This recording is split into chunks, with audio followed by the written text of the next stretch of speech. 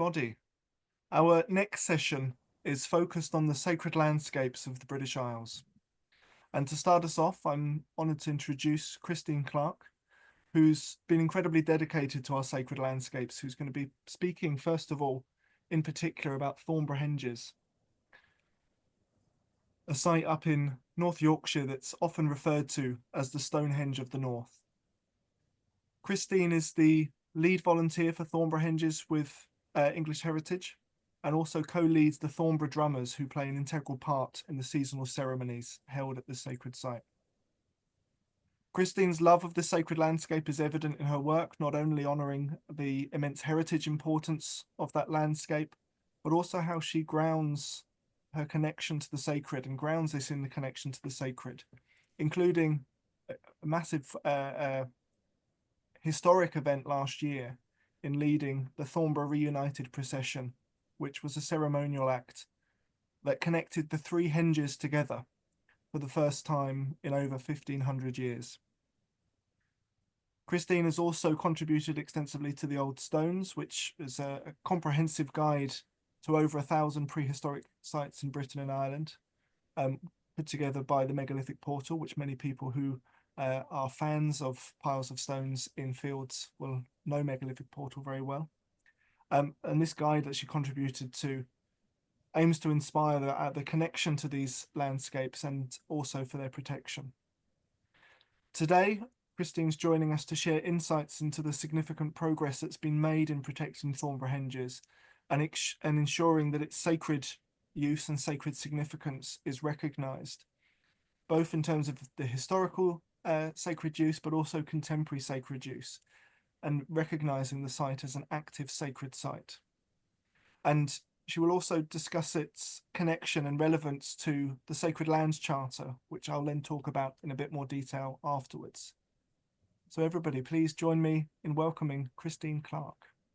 Thank you, Jonathan. That was lovely. And you know, what an inspiring summit we've had so far. And there was two things from yesterday that I took that I think is relevant. One was Annie saying about people wear special clothing and jewellery at times of ceremony, and I'm one of those people.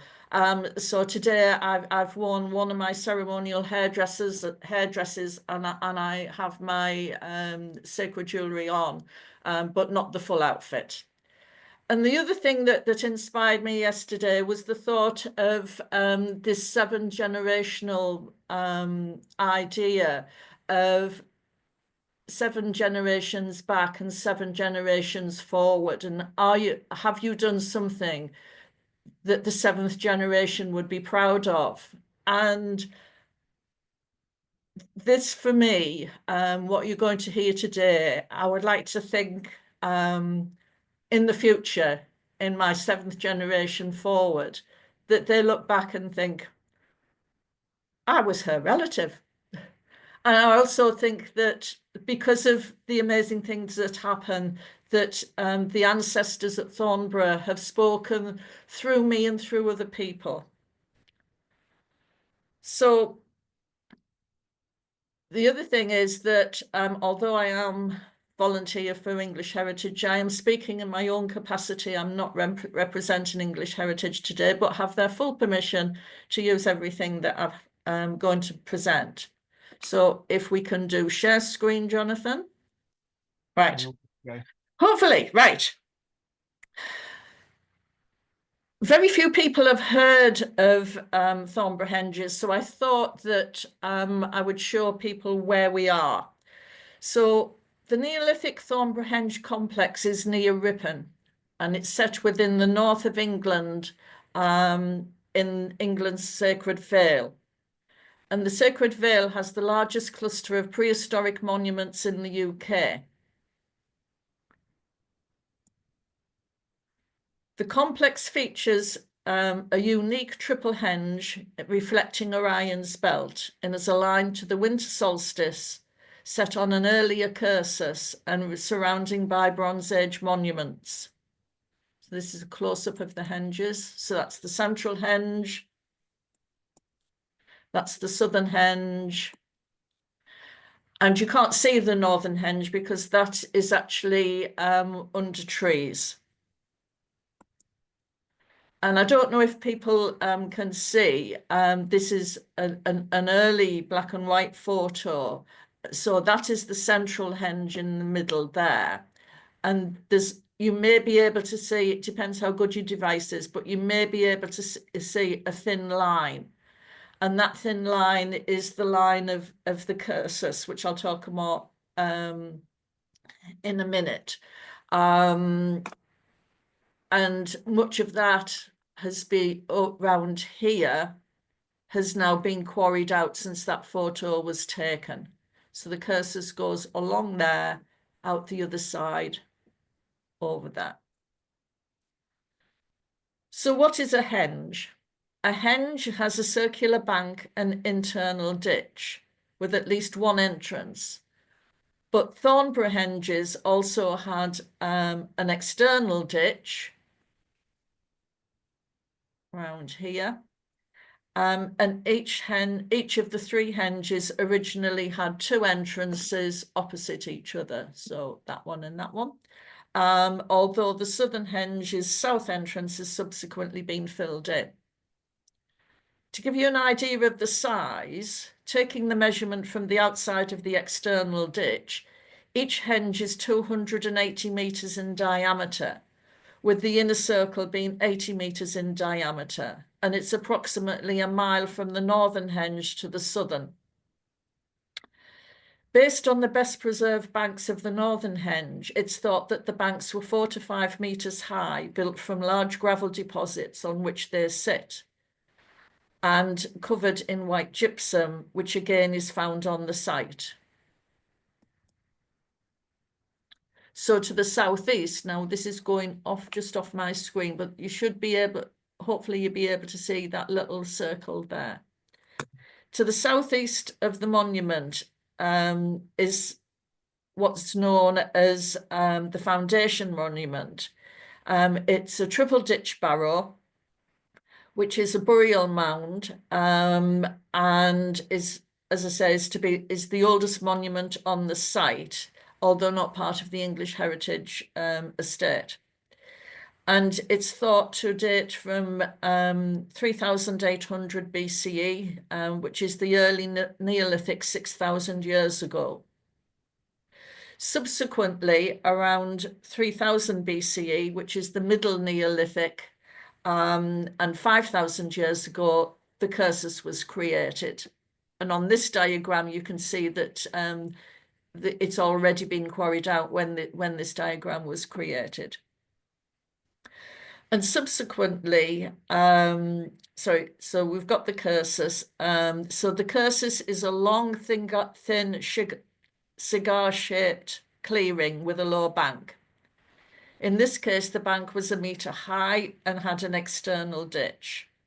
Thornborough's cursus aligns to Orion arising in the autumn and points to the star Sirius, which would be over here, I think. The henges themselves date to 2500 BCE, towards the end of the Neolithic, 4,500 years ago. So that's these.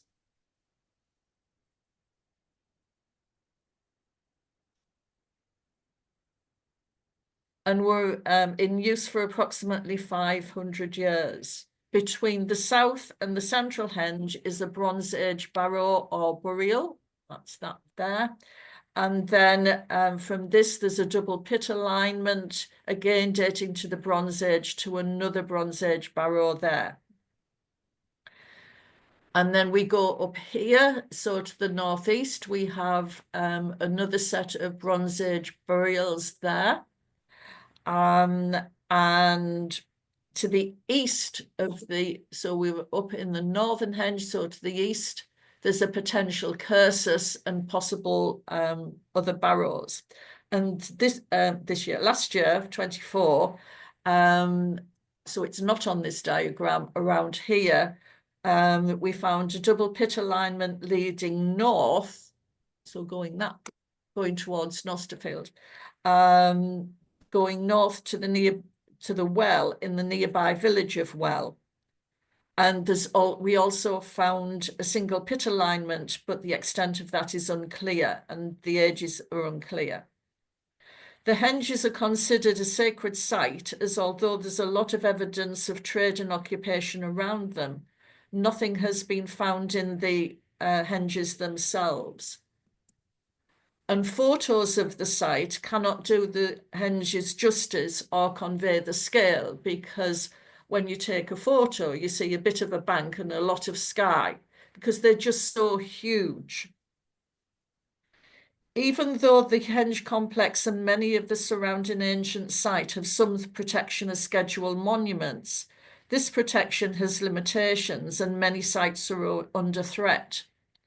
Over 20 years ago, the central henge was threatened by quarrying by tarmac, and the Friends of Thornborough Henge were formed to halt it. As part of that campaign, 2 pagan celebrations were born, Beltane around May Day and Mabon the autumn equinox, and these are now annual events. Tarmac's quarrying plan was eventually rejected and the central henge was saved from destruction. So at that point, the Friends of Thornborough were effectively disbanded. However, Tarmac still owned it along with the extraction rights, and the site was effectively abandoned, with the central henge becoming increasingly destroyed by a thriving rabbit population. Both the southern and northern henges were owned by different landowners, with the southern henge being damaged by tractors driving over henge banks. The northern henge was wooded and fenced off. There was no right of access to any of the henges, although Tarmac was not bothered who accessed the central henge nor what they did on it. The southern henge landowner made it clear that you were trespassing if you visited it, and the northern henge was fenced off, so locals and those in the know could visit regularly, but generally the general public couldn't. Recognising the importance of the 3 henges, English Heritage fought to gain them to preserve them for the future. And 2 years ago, almost to the day, they acquired the central and the southern henge, opening them to the public as a free site. If they had not, the henges would still be at increasing risk. And whilst the henges are now protected, the monuments set within the wider landscape of the Sacred Vale are not. Sacred Earth Activism has been working on a Sacred Lands Charter to protect sacred sites like Thornborough Henges and the landscape they sit within. And Jonathan will say more about that later. So whilst English Heritage were concerned with protecting the henges, they were also aware that they were important to the current pagan community as a sacred site. And although they were aware of the Beltane and Mabon festivals, they had little contact with the pagan community itself. I was known to English Heritage through my work at another of their free sites, and they were aware of my connections to the pagan community at Thornborough, as well as my general interest in ancient sacred sites. And so I was invited to become their lead volunteer for the henges. As soon as the site was acquired, which was right on Imbolc, as I've said, I went to perform ceremony and came across others there for the same reason and was able to join them. And whilst English Heritage's initial focus was on stopping and repairing the rabbit damage in the central henge, and restoring the rare ancient magnesium limestone grassland that in places covered the banks, they were aware of the importance of the site to the pagan community and wanted to support that. I was therefore in the position of being able to promote the sacredness of the site to English Heritage and be that link to the pagan community. So at the Beltane Festival in 2023, I was able to talk to the community about English Heritage's plans. And as a drummer, I took an active part of the ceremony and spent the weekend listening to the community, hearing about their hopes and fears and what they wanted, and fed that back to English Heritage. Whilst English Heritage were able to start a programme of repair to the central henge. As a free-to-enter site, the henges do not have an on-site presence, and instead they rely on volunteers to help with it, including those from the pagan community. A monitor team has been established, and this team regularly checks for problems, including checking the several kilometre-long rabbit-proof perimeter fencing around the central site, looking for holes that allow the rabbits to re-enter the site, which is why we need a team, because it's a very long way. They also collect bags of dog poo and any rubbish on the site. I have to say there is lots of dog poo and very little rubbish. A team of our tour guides were also established, and they offer free tours of the central henge along with occasional tours of the south. Meanwhile, talks with the owner of the north henge had broken down, and he put it up for sale for £200,000, 3 times its market value. The northern henge is considered particularly sacred to the pagan community. Covered in trees, many of them holly and oak, in the spring it is carpeted with English bluebells and has been used for quiet reflection, ceremony and healing for years. Once it had been put up for sale, it was sealed off and access was forbidden. The pagan community wanted to buy it. However, they realised that buying a henge was one thing, looking after it was another. So they contacted English Heritage to see what could be done. And with the support of such a large community, it was easier for English Heritage to attract wider support and financial partners, and negotiations with the landowners began. At the Mabon ceremony in 23, I led 500 plus community in setting the intention of inquiring the northern henge, visualising all 3 henges linked with a golden thread. And just before Imbolc last year, English Heritage, Historic England and a private donator bought the northern henge, with English Heritage becoming its guardian. But unlike the other 2, there was a lot of work needed to open it to the public. Whilst an information board had been installed quite quickly on the central henge, it was recognised that visitors to the site needed to understand the complexity of the whole site, and a series of boards were needed. At the same time, there was a change within English Heritage, so rather than just interpret the history and archaeology of site, they wanted to highlight the current uses of them. Since 2023, English Heritage had become aware of just how sacred the henges are to a large number of people today. To reflect that, the community were involved in helping to create new signage for all 3 henges. Oh, that's the Mabon one, and this is the signage. In the central henge, there's a special board explaining the current sacred use of the site today, informing the public, and this is a quote, "Thornborough remains a sacred landscape and a place of spiritual power for groups who continue to worship here. The pagan May Day Festival, Beltane, and the Autumn Equinox Festival, Mabon, are celebrated each year." However, on all the information boards, this informs the general public that it is an active sacred site with the statement, "This site continues to be a place of spiritual significance to our communities. Please respect those using the henges during your visit." I've been able to recruit volunteers from the pagan community and join with others who love the henges to monitor and help maintain them, as well as run the guided tours.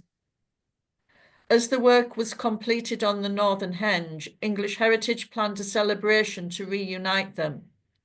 I was tasked in pulling together a band of drummers to lead the procession, and members of the pagan community were invited to the celebration lunch, with further members invited to join the head of the procession. And while all the dignitaries were having their beautiful celebratory lunch and speeches, I led ceremony at the northern henge entrance to create the sacredness and to create the sacred pathway. So there was 2 things going on at the same time. And I doubt at the time that all the people on the archaeology type tour actually knew about the spiritual connection that was going on at the same time. So the drummers welcomed the guests to the northern henge. And whilst they were treated to a tour of the henge, we formed the processional party to start linking all three. We then led the procession through the specially opened fences through the fields to the central henge, where we drummed everyone into the centre. And after a short talk and break, we reconvened, and while the guests had a tour of the site, the drummers drummed up to the south henge, where we all gathered, and our druid Siegbridge, who leads the Beltane festival, finished the celebration with a short ceremony and a blessing. We then drummed everyone back to the bus that was waiting for them, and I'd like to just share with you the video that English Heritage made of the event, and probably at the end I'll be in tears.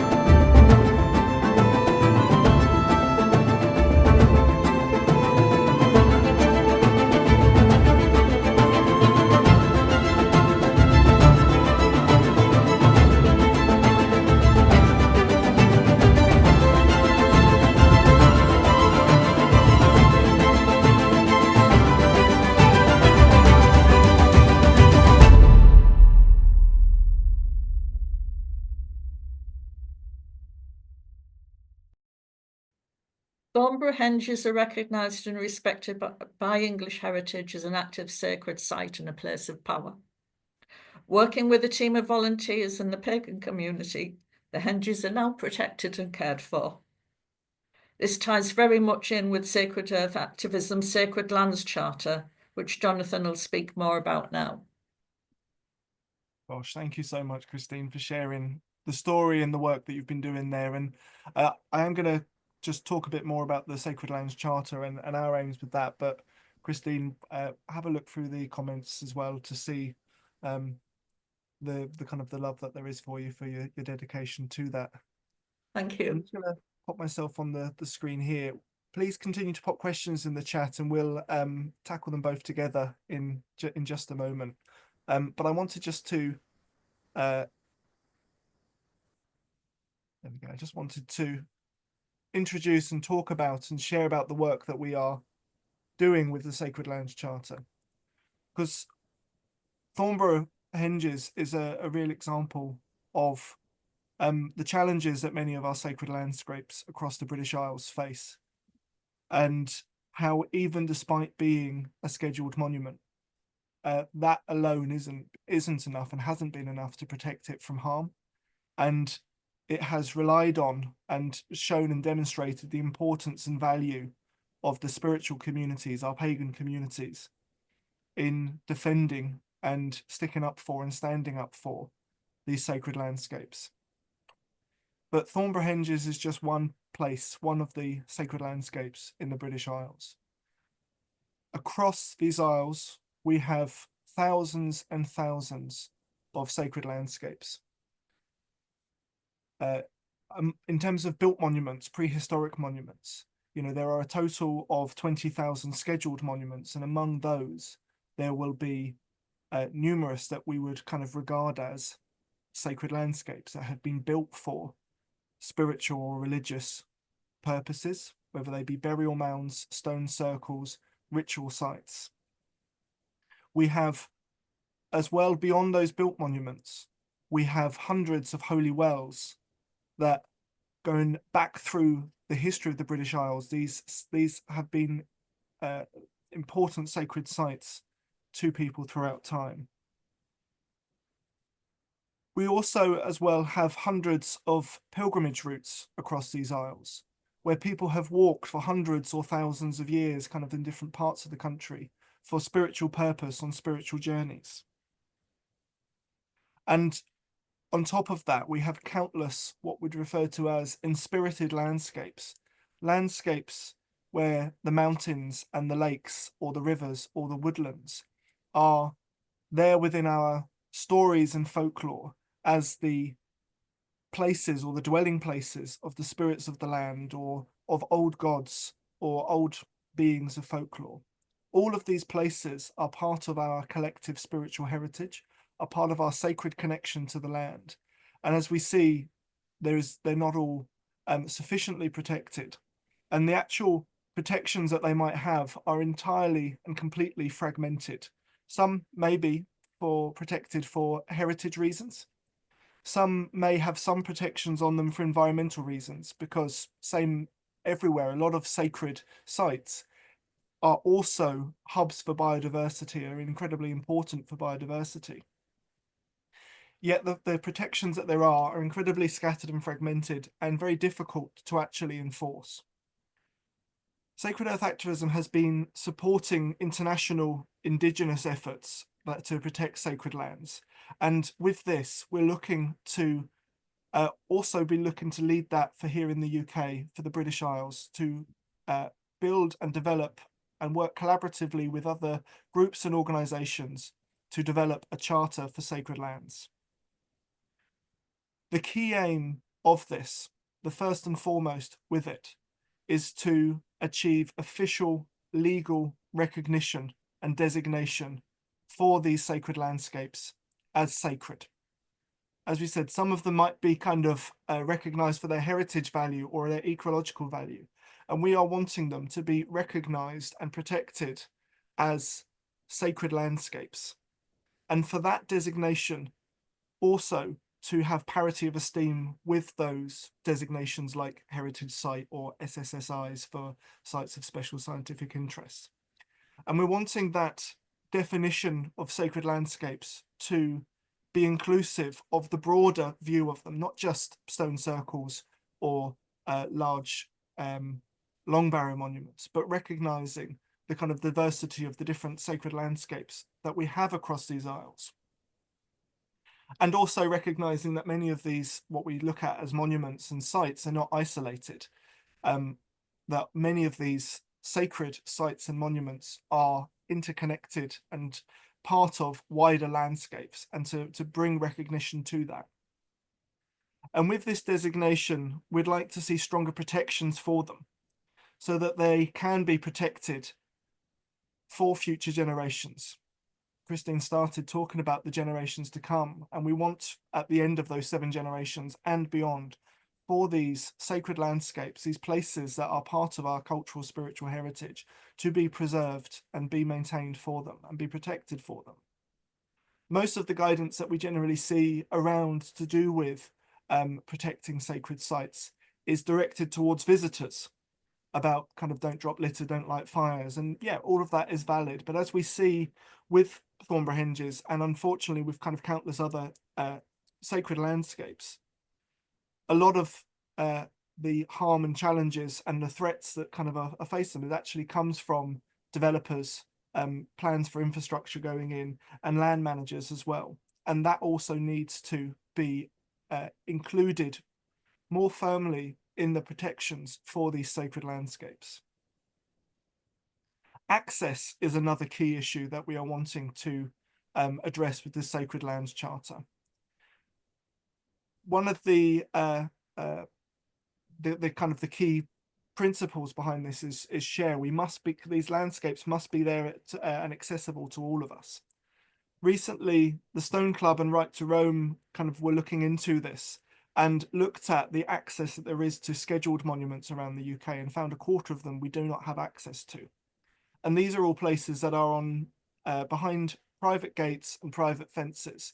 They're part of our collective spiritual heritage, but they are being seen and regarded as private property. And so we are wanting to include and work within this charter the rights to access for these sacred landscapes that balances out the protections that these places need, but also means that for people who are looking to engage with these sacred landscapes, to connect with them and kind of rekindle our sacred relationship with the land, do have access to them to do that.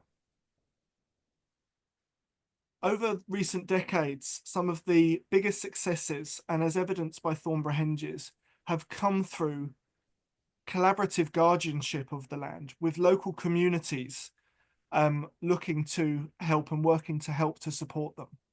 We have seen examples of friends of groups appearing in different places that allow or that kind of work as the kind of the bridge and the go-between between land managers, with heritage organizations, with different groups, with archaeological organizations as well, to strike a balance and kind of work together to protect and look after these sacred landscapes.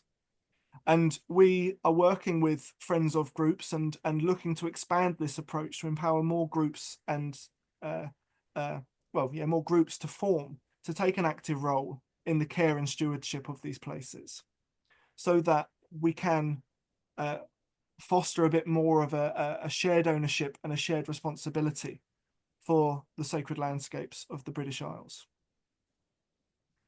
We're working on kind of this in a number of different ways, but at the moment we are reaching out to different organizations and groups for their input and to be working together with us on the charter, to be sharing their perspectives and helping us in advancing the campaign. What we would really love from people is for you to get involved. We are just kind of recently launched a new separate social media pages for it, where we're going to be sharing more information.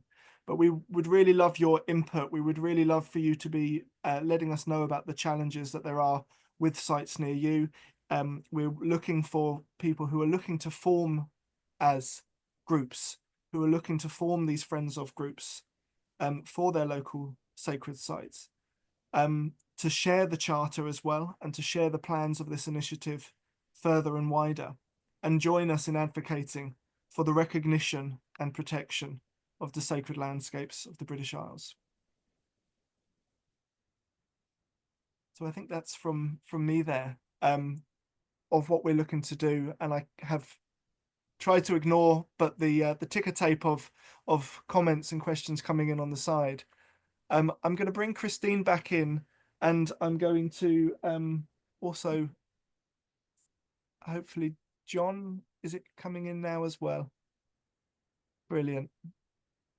And John will have been keeping an eye on those questions coming in, and you can fire them at us. Great, lovely. Thank you both. Really, really inspiring and fascinating work. And as you say, so interconnected with so many other kind of issues around ecology and land rights and ownership. And it's really rich as a topic, I think. So thank you both for that. I'm going to start with a question from Crow in the chat, who admires your work and dedication in working for the public recognition of these henges and other sites as sacred places, and asks both of you, I guess, what inspired you to take on this challenging, huge, potentially task?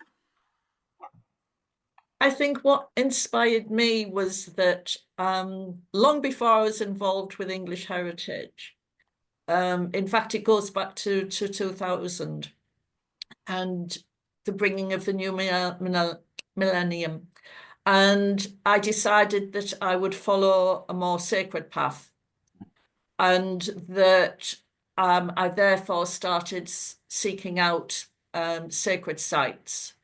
And Thornborough Henges was one of the main ones. I was actually first directed to Callanish up in Scotland, and then to a holy well near a village called Pickering, but eventually was directed to Thornborough Henges. And the moment I got there, it was like I fell in love with the place. There was something about it, and I couldn't say what it was.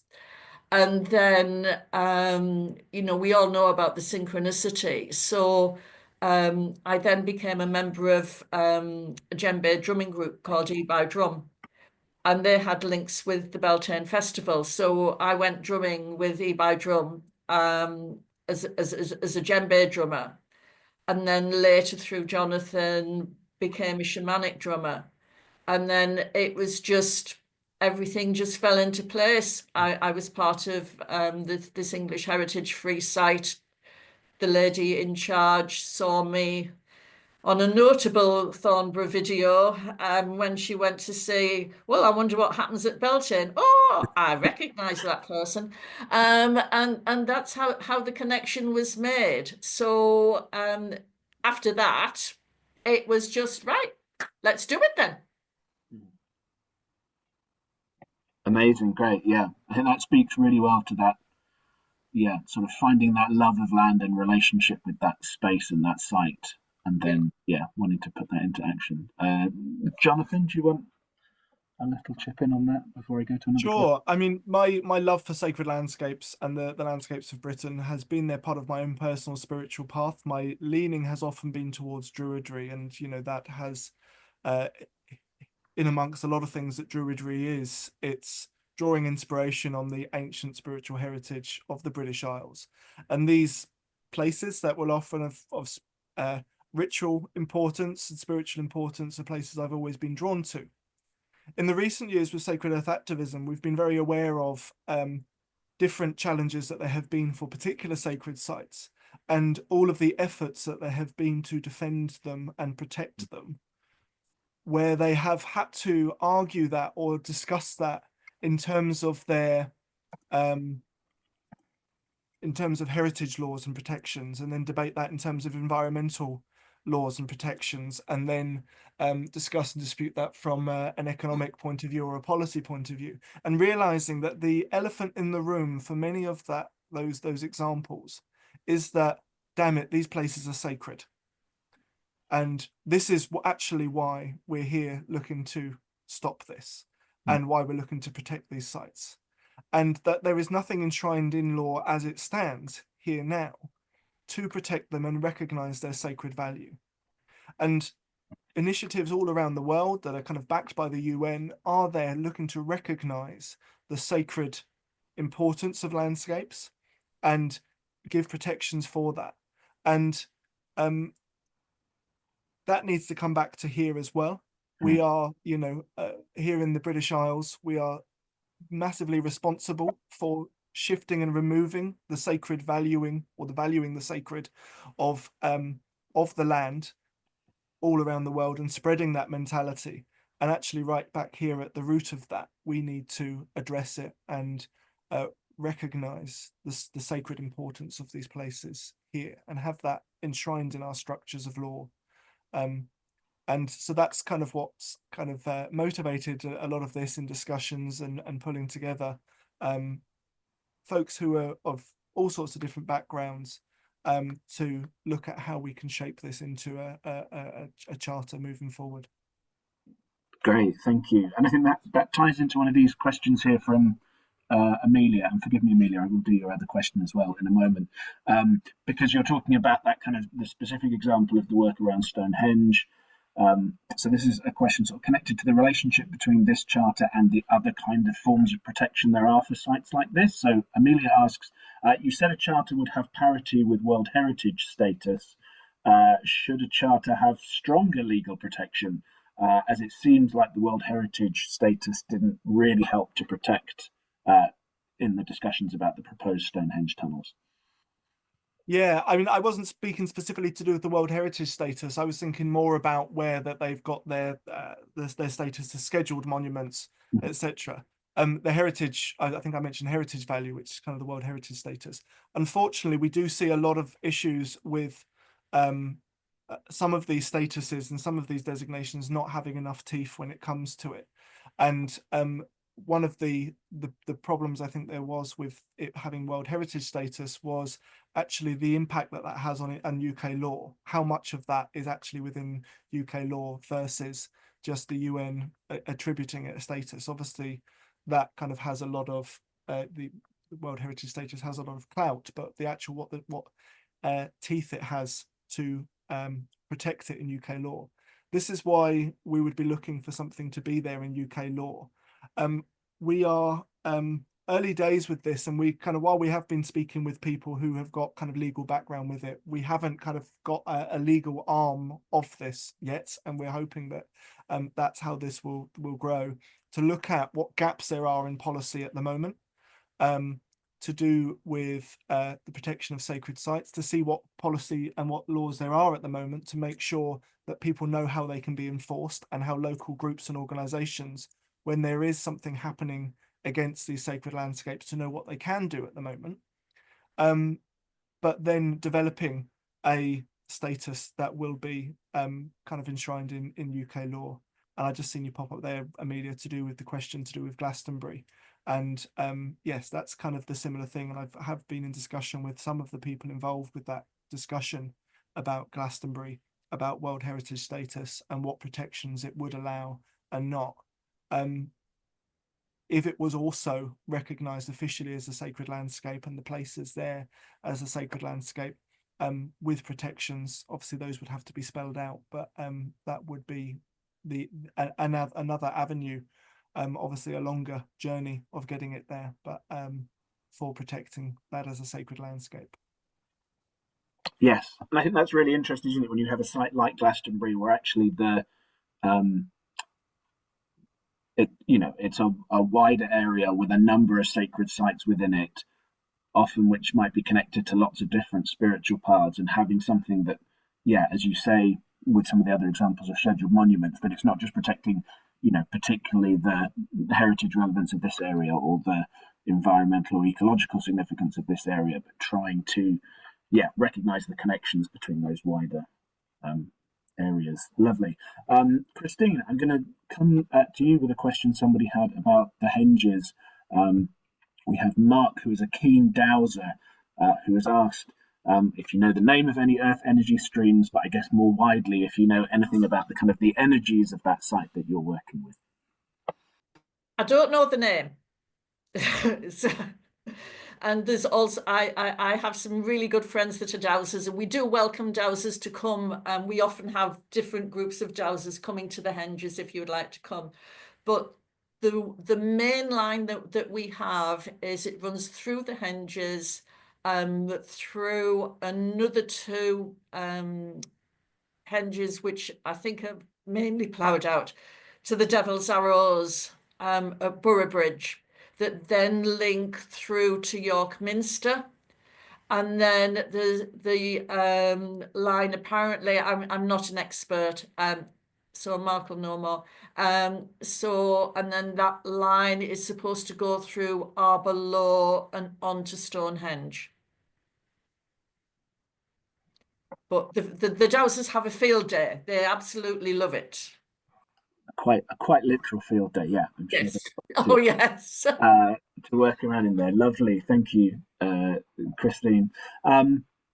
Max is talking about the sort of the situation in Italy with sacred sites of this type that are neglected, and says just the idea of involving a council is inconceivable. So while I have admiration for your work, I feel anger and sadness that there's such important sites that are neglected from a spiritual and ceremonial point of view, or only recognised historically. Only the people who feel them value these places. I'm doing work on this, but feel very much alone doing it. I wonder what would be a first small step to change the situation, and asks how you, both of you, began this work. And I know Krista has already mentioned in here that Sacred Earth Activism is keen to work with international partners on some of these issues as well. But yes, what might be the good first small steps for people wanting to build these connections and think about this in respect of the sites that they love? I can jump in with an answer on there. It's 4 max for where you are there in Italy, but this is the same for anybody here in the UK. You will not be alone. There will be others, and any way that you can kind of reach out with others in your area and find those groups and those individuals who, in their own ways, will also recognize the spiritual significance in there. Then you can start to kind of get together as a group and start to form that local community. Different communities have often formed in response to challenges that there have been. We previously, Christine's been talking about the Friends of Thornborough and how that was in response to the quarrying. We've previous years heard from Amy Bleasbourne, who talked about the Friends of the Nine Ladies group that formed in response to the planned quarrying there. And those groups tend to kind of officially form in response to that, but we see lots of groups forming up and around the country just out of the love for the places and looking to share that, connect with people locally who are also recognizing and wanting to connect with the those places there, and or who connect with them for their sacred and spiritual importance. And if you're in the UK, for how it kind of ties in with this initiative in particular, if that also means we're going to be putting together a lot of guidance and information for those who are looking to form friends of groups, which is going to be informed by a number of the friends of groups that have been doing this for decades, for how you can pull this together and be working collaboratively for your local area and for the local sacred landscapes, your local monuments, your local springs, being friends of and kind of adopting pilgrimage routes or parts of pilgrimage routes and sacred landscapes, so that there is, you know, that community protection and care of them.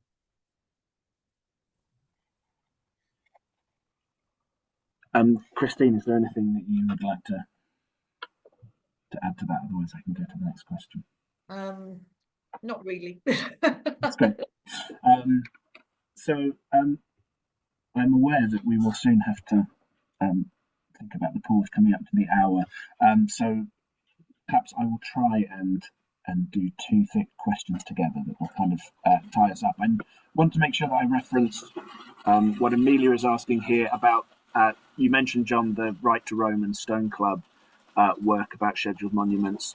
And Amelia asks, how do we persuade landowners that we have the birthright to access these sites and that the public can be better custodians?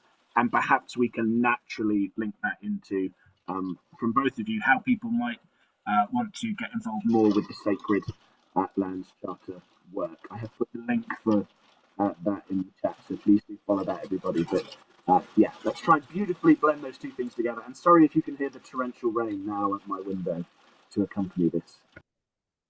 Storm setting in. How can we persuade landowners?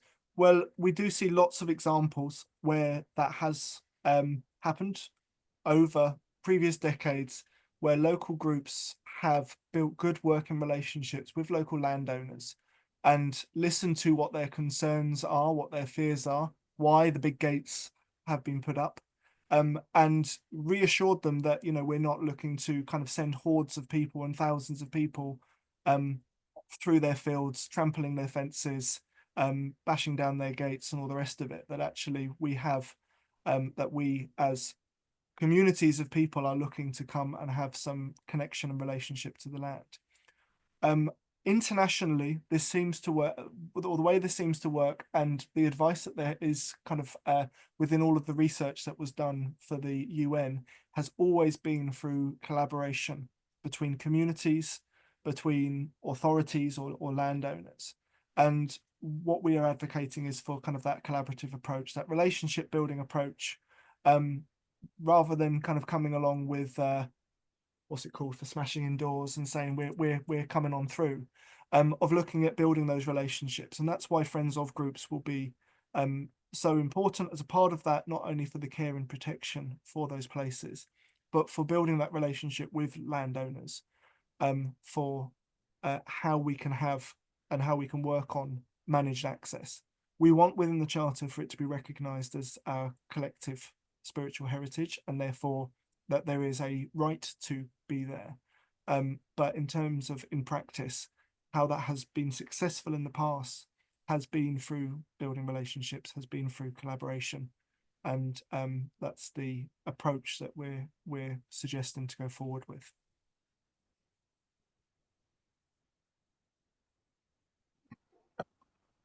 I guess there's a quick follow-up question there, which is, would you recommend collaborating with the Ramblers Association as well? I guess we've talked a bit about pilgrimage and walking the landscape as being part of this kind of process.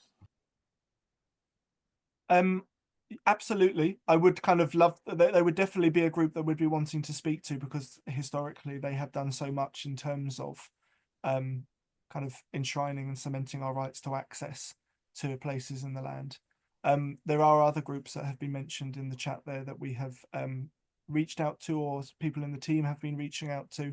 People have mentioned British Pilgrimage Trust that have raised a lot of awareness of the pilgrimage routes around the British Isles.